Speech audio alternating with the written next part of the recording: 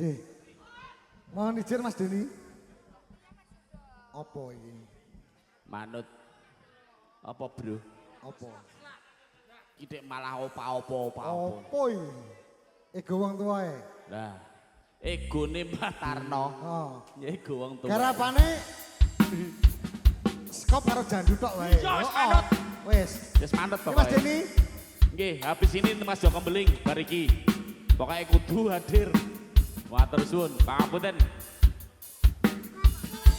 Oh, Karang Taruna tetap hadir nanti ya. Ya, siap kising miring nanti Karang Taruna. Nggih, mohon maaf nanti tetap kita aturkan dari Karang Taruna dengan kising miring.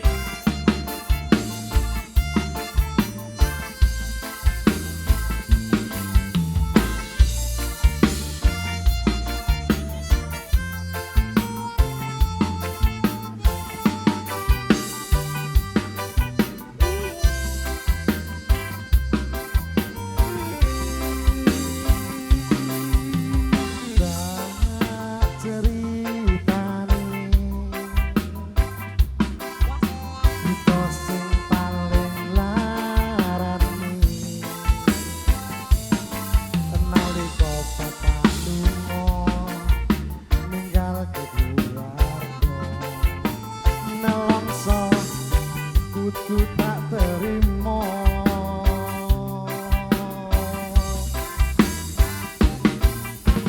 Sing gawe tambah lara. Wong tuwa ana kaya ora ana. Ngendi kasih sayange sing kaya bapak ibu nyong dhewe